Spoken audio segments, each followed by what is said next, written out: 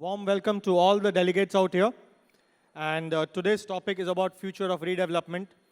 And I think Mumbai, everybody knows, is majority of redevelopment happening. And in this subject of redevelopment, we face a lot of issues. We face a lot of success as well. Today's session, we've got panelists from a wide variety of experts and experience. And the most important is the experience in this field today. I will start with the questions with Parag Bhai first. Parag Bhai, we all await a lot from you. And I'll start with some easy questions and then I'll get on to certain difficult ones. So your journey from, as a politician, from infrastructure, and now you are majorly into redevelopment. How has this been journey and why is this journey? See, the journey of infrastructure started in '97. And I always believe that if the nation has to grow, the infrastructure is the most priority. And me or my company was one of the lucky that we entered into the port sector at a very early stage. Until now, we completed the 9 ports in India, not only in Maharashtra, but in Tamil Nadu, Gujarat, Kerala. That we have 2 segments. So one is infrastructure work is also going on. Presently also we are doing the port sector for Port of Singapore Authority in Nhava Sheva. As well as the second sector is real estate development, where my major portfolio is into redevelopment. And we strongly believe that in Mumbai, the redevelopment is the main key. So we are lucky to share both. Thank you, Parag Bhai. Parag Bhai, you have been also in the government, and a lot of new policies are coming for development, whether it's in cluster redevelopment or various forms of development. What do you think are the major key takes that you would like to propose more further? Should I give you the answer as in politician or as in developer? First as a developer, then as a politician. No, see, I had been already recommending government already that there are many policies where different sectors are there, in different policies, the different FSIs are there, the premiums are different sectors, there are certain schemes where 50% discount is there, certain schemes is not there. So we have to bring it to at par. But unfortunately, our developer team only, we go to the politicians or ministers, and whenever anyone goes there, focusing their own company, most of the decisions has been taken accordingly, which is unfortunate part from our side. As a developer, I am saying, because whatever we are proposing to ministry or a bureaucrats, they will follow on that. They will start looking onto that because we are expert in our business and we discuss with them. So I would recommend all that we should focus as an industry and not as an independent company. But yes, it's very difficult. Like giving suggestions to a government and getting approval from government as per our wish is not going to happen. Parag Bhai, I think all of us have one issue in redevelopment, and that because the government keeps increasing taxes, premiums.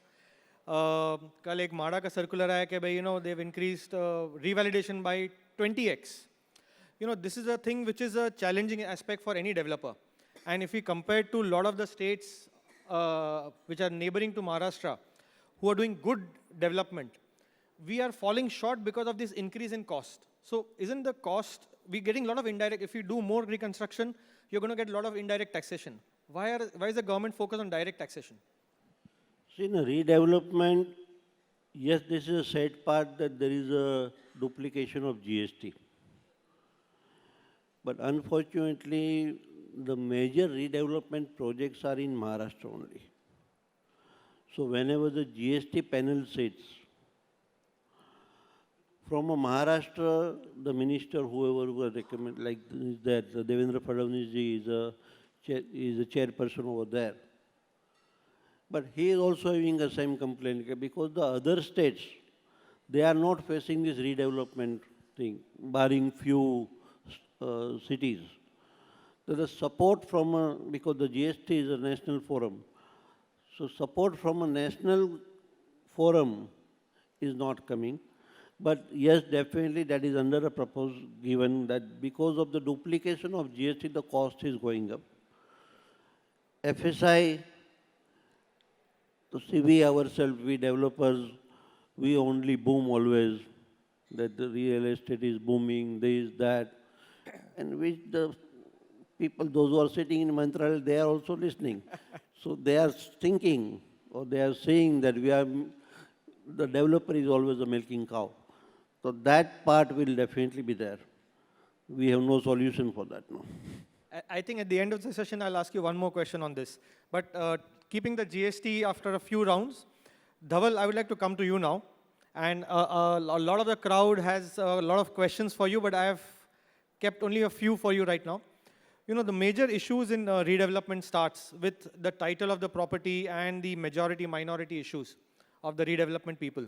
How exactly would you recommend or, you know, help society or a developer to solve these kind of issues? Hello. Good afternoon, everyone.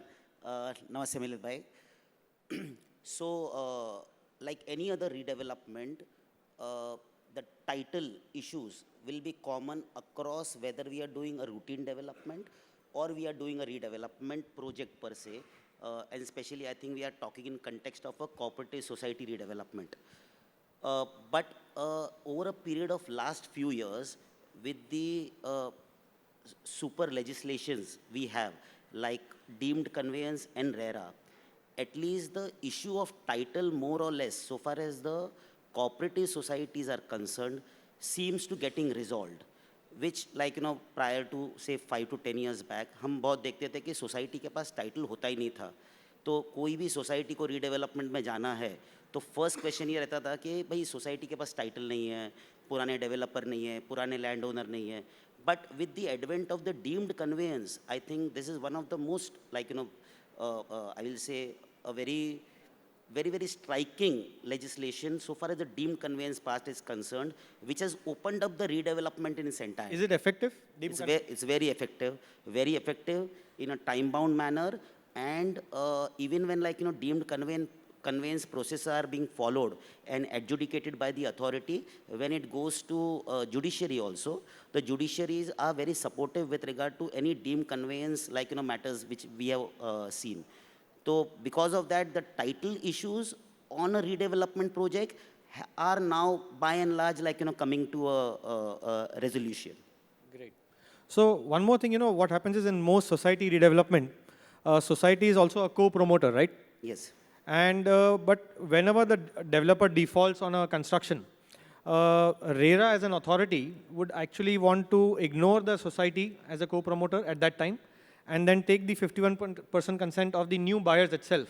So the society does not get protected anyway. So how do you actually what kind of suggestions do you recommend to a society for protecting their rights? So Milind bhai, society are like any other landowners. So are they going to be a promoter in RERA? The answer is yes, because the legislation on it is very clear. Once they are a promoter in RERA, they will inherit both the rights and liabilities of the real estate project. Now, definitely for redevelopment project, there are developer also and there is a society also. So the inter-se relationship between both of them will also be one of the governing points as a inter-se promoter relationship under RERA. So it's a very involved question by you, and but this issue also is getting more and more settled with the advent of RERA actually, because if, take an example, nowadays it is less, but, like, you know, historically it has been more, that wherever there used to be any default which used to come into occurrence by a developer, by reason of which the society has to terminate the developer and, like, you know, has to take the necessary legal steps and everything. Now that process is also eased out by RERA, because the society being a promoter, forthwith like, it can take over the project and, like, of course, appoint a new developer to complete the project. Great. Also, I think one of the key issues a lot of us face in redevelopment is about the issue of bank guarantee. And it's quite a debatable topic because today bank guarantees have become very expensive. And still a lot of legal experts, including I think you, would like to recommend bank guarantee, but it becomes non-feasible for executing the project. And barring probably 2 or 3 percentile, the rest will not be able to give bank guarantees. So what kind of alternatives would you recommend, or you would say no, bank guarantee is a must? No, so I'll say that the concept of bank guarantee has actually come through a statutory process only, what we refer as a 79A process. In that, there is a mandate on the developer being appointed by the society to give a bank guarantee of a particular, I think some 20% or something of the project cost. So it is not something which is a matter of a private negotiation between a developer and the society for the grant of the bank guarantee.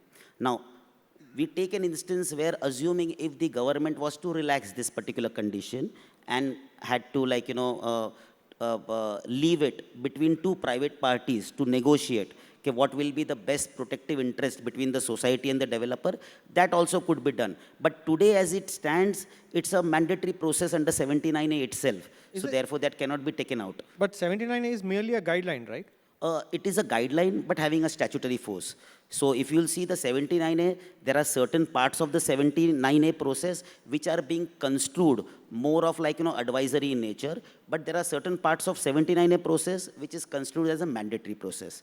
So so far as the issuance of a bank guarantee, the law on its own, like, has thought that the society need to be protected. Now, they have a benchmark of protection, and that benchmark of protection they have embodied in the guidelines.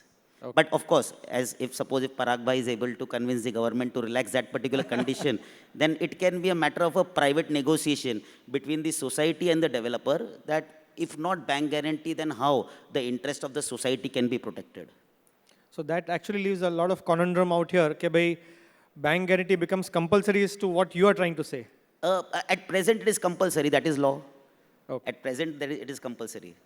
Abhay, I will shift to you because we have a lot of tough questions on GST for Dhawal, which I'm sure a lot of are here waiting to hear. But before we get into any redevelopment, I think the most critical part is the working out the feasibility. And to work out the feasibility, we try and do a lot of combination schemes nowadays. क्योंकि plain Jane schemes तो परवड़ता नहीं है अपने को combination के बगैर तो कुछ होता नहीं, लेकिन combination के खुद के pitfalls होते हैं. In your experience, what are these pitfalls or what are the advantages? So, I feel, these days, be it the society or be it the PMC, they expect you to give an offer basis a 3311, basis 3320B, which means 4 plus fungible. So some developers who don't want to venture it, they these days feel that they will go out of the business. So, it looks like we will have to do these type of schemes, which means you will also have to take PTC from another developer or maybe from another scheme owner, which is a very critical thing. Almost affair hi ho gaya. Yes. So affair, I'll go one line ahead. That clubbing project will become your lifeline for your sale project. So anyone venturing into 3311, 3320B has to be very, very cautious with guidance like Dhawal Bhai, your agreement has to be very tight. If you can manage to do whenever you put the money in the PTC scheme owner's account, if you can have an escrow account where you can actually understand, whether that money is actually going for the construction of the PTC. These are things you can physically go at site and, visit. A lot of people don't do it. And also, what happens is, we see few developers, they start the sale of their sale component without the PTC in place.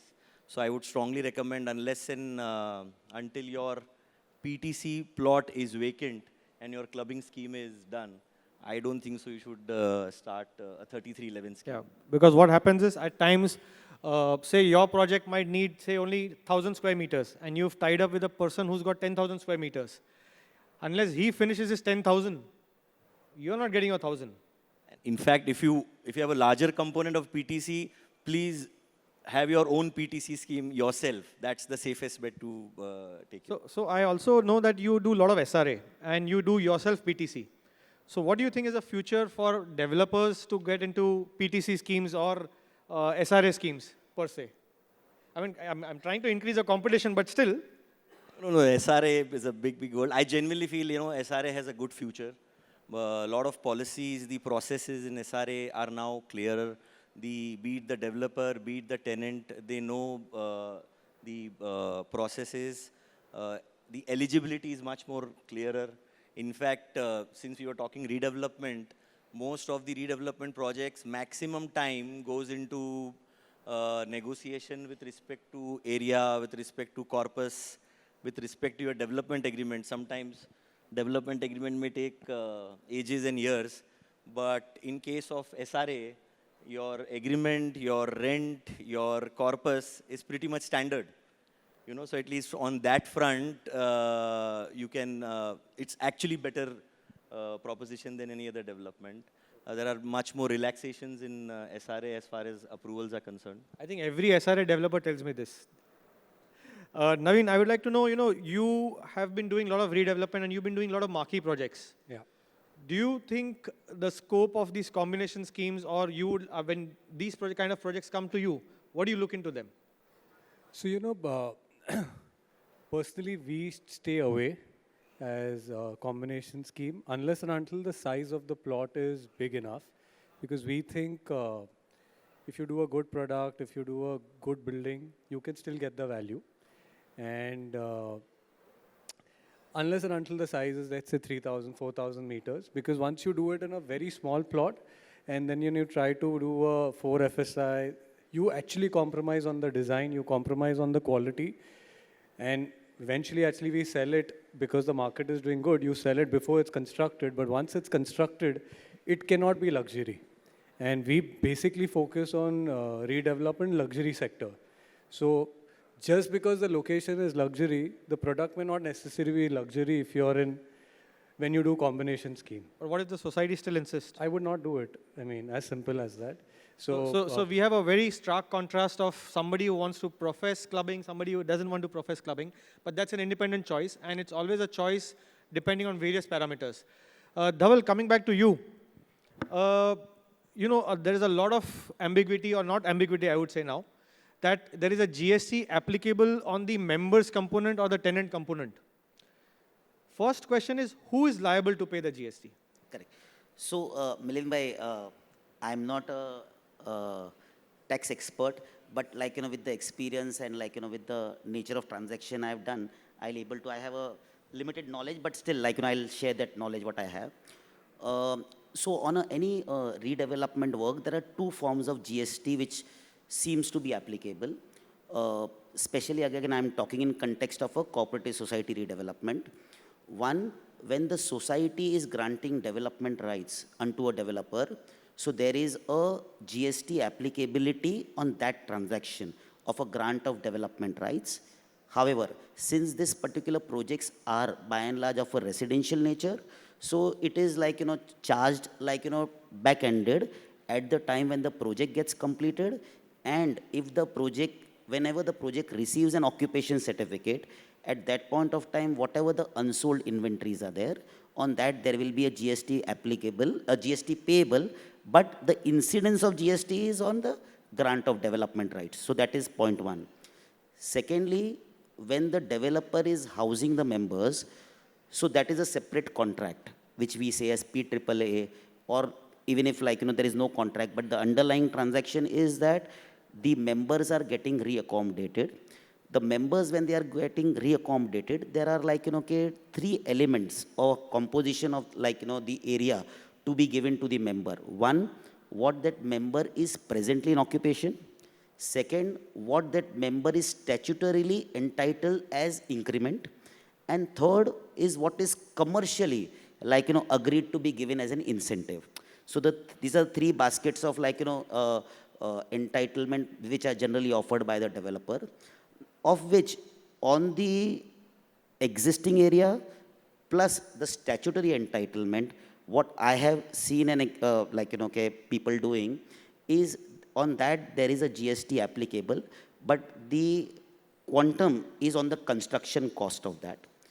On the incremental area as a commercially negotiated over and above the statutory entitlement, the GST is applicable in the similar fashion how a developer when he sells an apartment to a third party purchaser, which means 5% of that. So this is the GST, like, okay, the liability part is concerned. Now, GST being an indirect tax, contractually it can be passed on. However, as a statutorily primary responsibility, in case between the society and the developer for the grant of development rights, the liability is on the society, and between the PAAA agreement, between the developer and the member, the primary liability is of the developer. So this is how it is. So, correct me if I'm wrong. I mean, two things again from your own talk.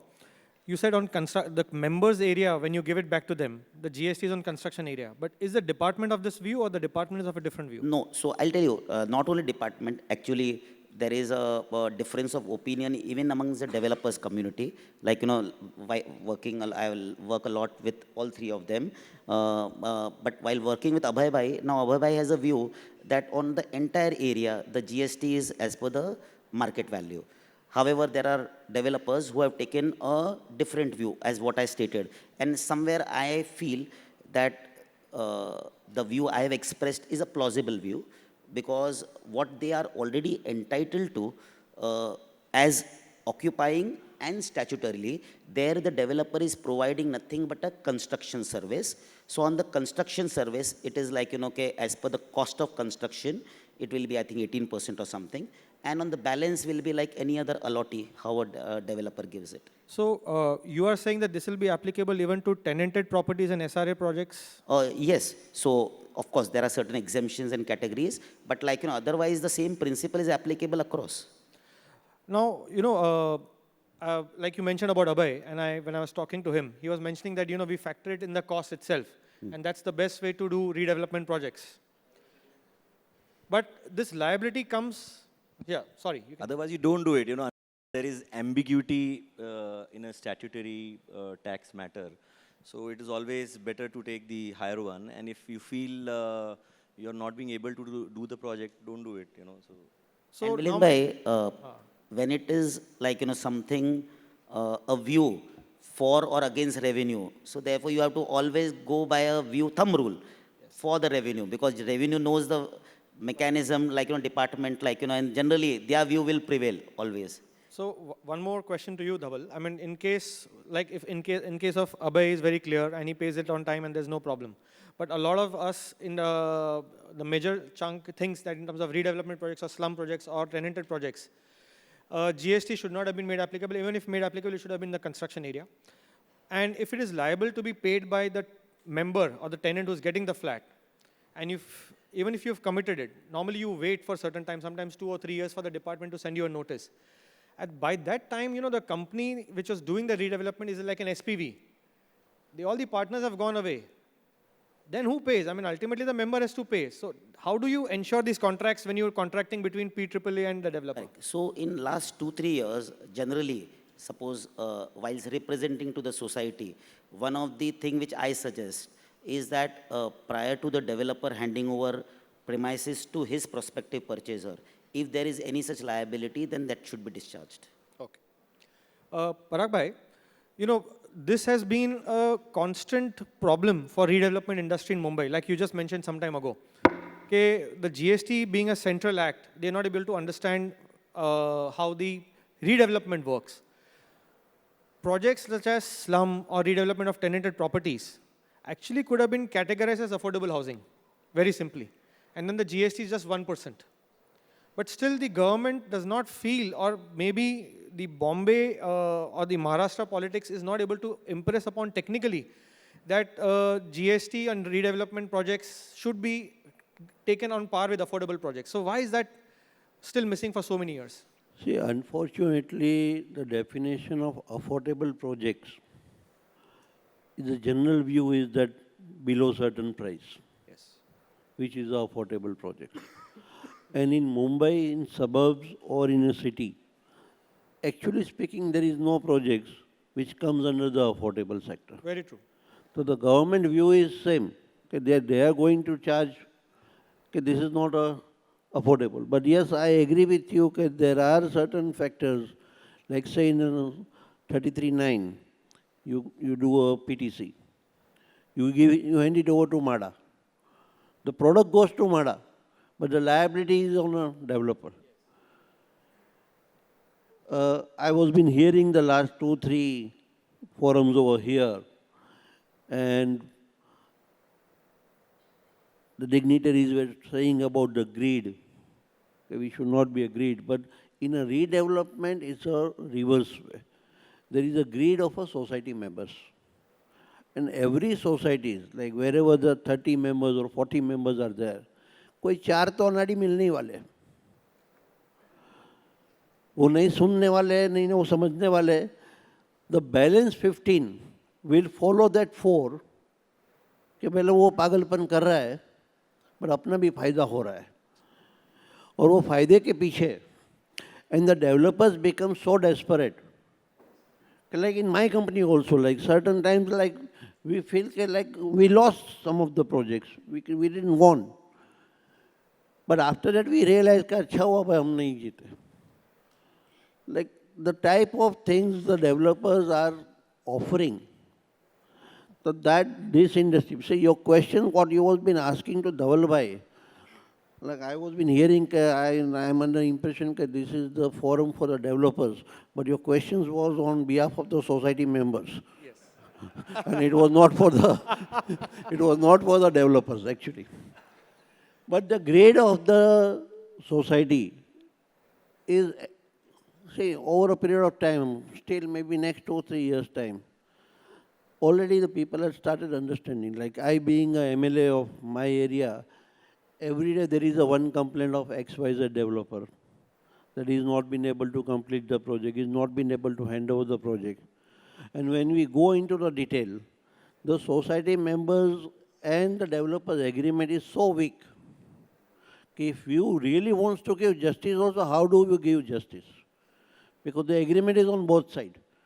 But initially, when in a redevelopment, the members want who gives more area. And I always recommend that you should see the brand of the developer, you should see the track record of the developer, his performance and his integrity. That is more important. Don't go for 2% and 3%. But this is also, I also know, I just give advice because again, in a building of 30 members, वो 4 अनाड़ी तो वापस है ही उधर. So they don't want to listen. And everyone goes behind the highest percentage what they will get. Now in that highest percentage giving, instead of 33.7, most of the redevelopment project has gone to 33.11, 33.9, 33.20, 12. And the areas in Mumbai, certain areas, like say you can consider Juhu, Parla, Ghatkopar, Chembur, where the height restrictions are there. With the height restriction, 4 FSI plus fungible, then the dense construction is going to happen. I should not say here in this forum, but I had recommended already to a government that certain, like this 33.9 or XYZ, where the 4 FSIs are there, it cannot be applicable where the height restrictions are there. Because if Mumbai we want to develop a better Mumbai, or we want to give a better construction or better infrastructure, with height restrictions, say in Ghatkopar we have 62 meter, in Parla I think now it has become some 34 meter or something I believe, 34 meter. And there also the developers, and say it is always a spreadsheet. Most of the developers, including my company, including me, like when we do an analysis of a redevelopment, generally you don't sit on your own. Your engineer, your CFO, your CEO, whoever is there, they are making, and they know the mindset of their boss, what they want. So on a spreadsheet, on a computer, तो सब अच्छा ही दिखता है, but जब भी plan बनाने को जाओ, तभी समझ में आता है कि भाई, और then again the greed of developer will come, because By that time, the greed of the members, developer had seen. So he also becomes the greedy. So no developer wants to live even 5 square feet of FSI. I am doing one project at Ghatkopar, where around 4.3 lakh square feet is a carpet sellable in a redevelopment, my portion, plus the developer's project. Yesterday only I was been asking to my CEO, okay, what is the FSI's balance? And he said 22 square meter. In a project of total construction, including a parking area, there is a 17 lakh square feet area, is a construction area, and 22 square meter is the FSI is left. Because, and that is in 33.9, in Ghatkopar, where the 62 meter is height restriction. So, this type of certain policies government will also have to seek. Ultimately, it's not a question of what society is getting or what developer is getting. What we are constructing a Mumbai, and ultimately where it will end up. Because now this, whatever the new reconstruction will be happen, for next 30 years that is going to be the same, next 40 years. So our generation will see the dense production only. But these are the lectures I always give to society members also, to whom I quote, to whom I don't quote, those who come with their complaint to me, कि भाई तुमको ये खाली percentage के पीछे मत भागो, developer का ट्रैक रिकॉर्ड देखो, उसका इंटेंशन देखो. But this is the only lecture which I have to give, and I get satisfied with giving my lectures, then they have to decide what they want to do. I think very, very rightly you put it, you know, the percentage को मत देखो, लेकिन ये percentage जब देखते हैं और वो feasibility निकालते हैं, I think lot of us also make mistakes in making a feasibility. No, see, all the society members are having much better calculation than what we are having.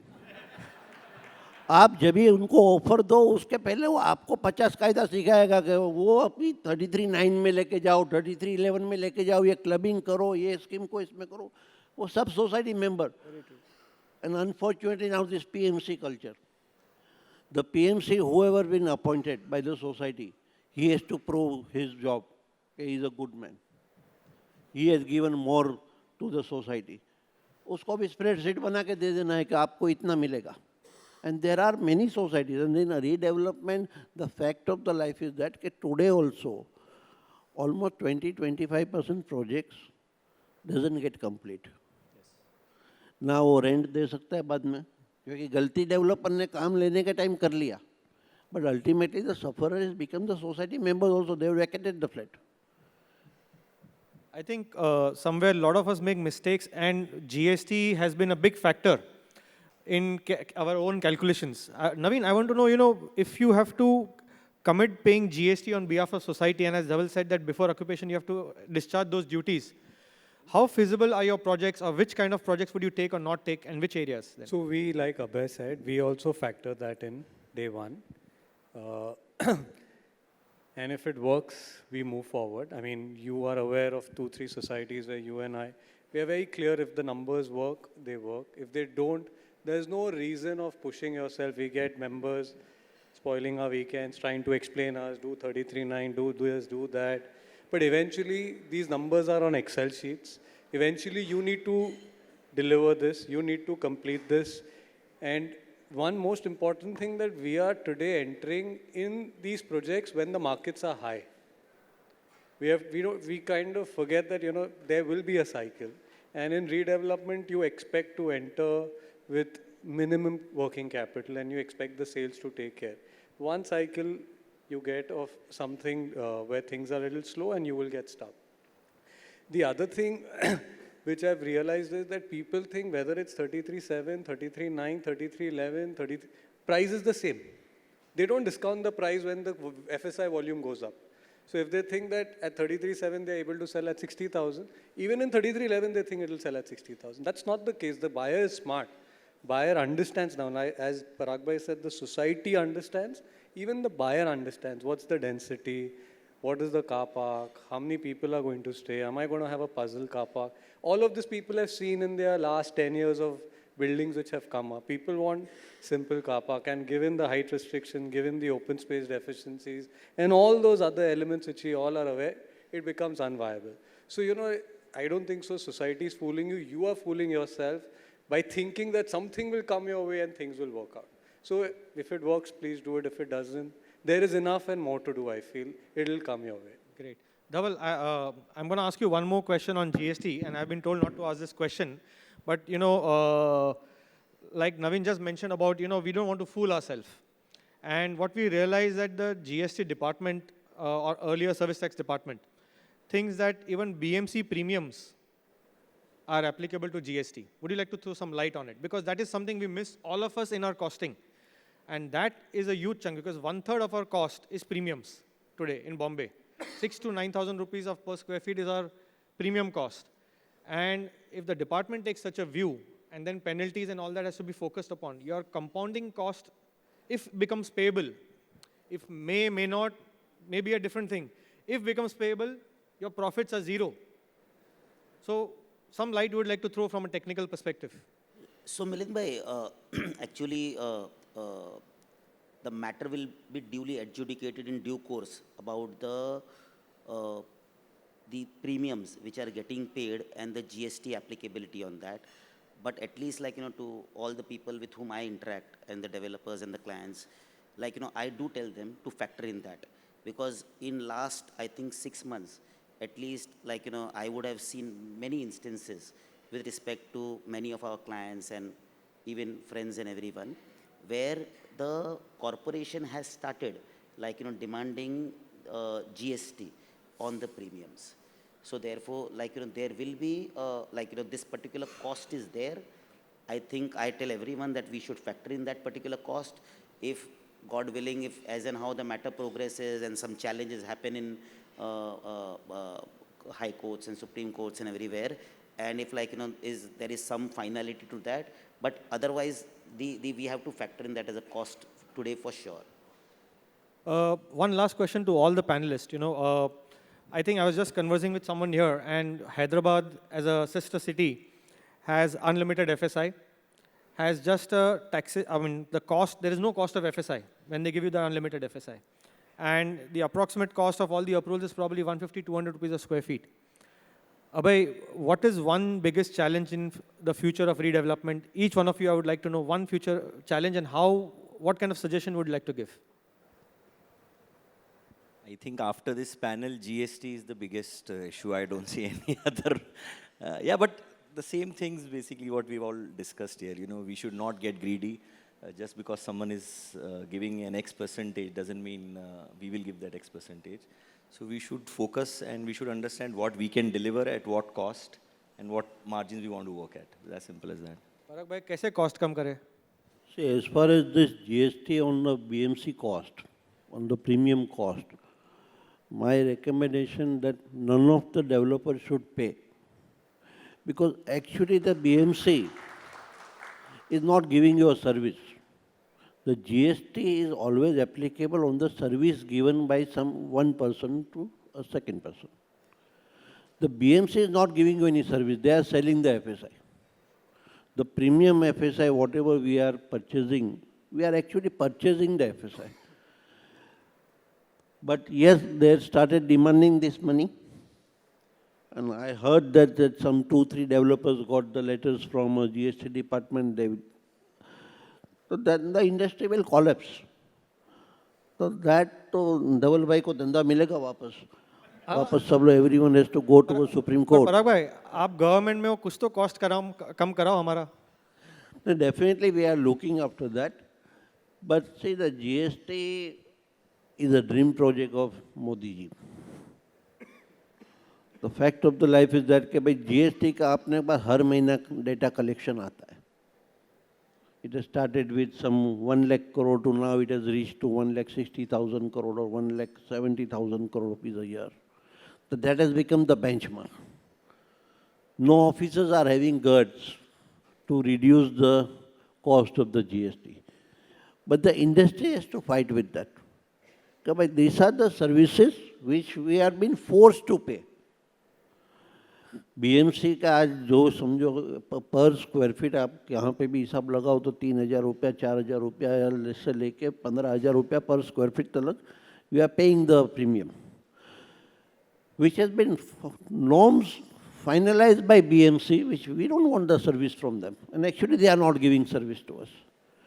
So that the call I would support also, and as a developer also, and as an, I am part of the government also. But generally होता क्या है कि भाई एक GST department will catch hold of some small developer. वो small developer को शायद भरने को आता है 5 लाख रुपया, वो बेचारा भर देता है कि भाई कोर्ट कचहरी में जाओ तो धवल भाई का फी 15 लाख रुपया आता है, उससे अच्छा 5 लाख रुपया भर दो, and then that becomes the कि भाई हो गया भाई चलो ये भर रहा है ये भर रहा है हो गया. But this is a ridiculous if they are asking the GST on the premium. And I have got the assurance from the government also that they are seriously looking into this redevelopment sector because there is a multiple GST. एक ही चीज़ के ऊपर 2-2, 3-3 बार भरा जाता है. Let's hope that we will get some positive result on that. Dhawal, some last few words. Yeah, so आपने challenge की बात की. I think I feel infrastructure and the basic utilities, I think, and also sustainable development. These three things need to be merged properly with the redevelopment because government FSI भी दे देगी, developer बना भी देगा, लेकिन पानी है, light है, रास्ते है, environment है, greenery है, वो सारी चीज़ को like we have to reconcile and the development should be sustainable. So what I am seeing is that the biggest challenge is in meeting up with that particular requirement, and that should be something which the policies, of course, government policies will consider, but everyone should consider that aspect. Navin, some. So because it's redevelopment, I think the 3311 and 3320B, we just buy, like Abhay actually explained, having control on that scheme, because a lot of your success of your sale component is dependent on how you perform on the the PTC scheme. So I think we generally focus on our scheme and wo aa jayega. It's not like buying TDR or buying premium from the government. So control on that, whether escrow or you build it yourself. If you can't build it, dealing with the right people to buying that, not just buying it because it's cheaper, because that is actually your bread and butter. I think because it's redevelopment, I think that is one thing that we should focus going forward. Great. So I think we're almost coming to a conclusion, but I think Parag, I have one more question for you, if you don't mind. The last one, because itni opportunity milti nahi aapke saath. LUC is again one of the biggest issues, and even in Supreme Court or various court matters, it has come in the favor of developers. Yet the BMC doesn't want to implement these kind of regulations. So what kind of government push would you like to put in so that they fall in line, at least the legal court orders to be followed? See, to be very frank, what you are saying is right. But who will go and catch the bell? When the NAREDCO goes or MCHI goes, it's a different story. But whenever Parag Bhai himself goes for his company, see, in the real estate sector is a huge investment depending on your project size. मेरा 50 lakh foot का काम है, शायद इसका 5 lakh foot का काम है, वो उसकी साइज़ के हिसाब से कर रहा है, मैं मेरी साइज़ के हिसाब से कर रहा है, इनके पास शायद 2 करोड़ फुट का काम है, वो उसकी साइज़ के हिसाब से कर रहा है. For anything you get stopped. See, ये इंडस्ट्री ऐसा है 1947 से, दिस इज द इंडस्ट्री के भाई, this is a bread butter milking cow जो बोलो for every department. Sorry, I forgot what I was. So I think my link has broken. Yeah. I think we'll conclude the session here, and thank you all of you for being such a healthy discussion on various matters of redevelopment. We've discussed from feasibility to GST to various possibilities, and I hand over the stage to you again. Thank you.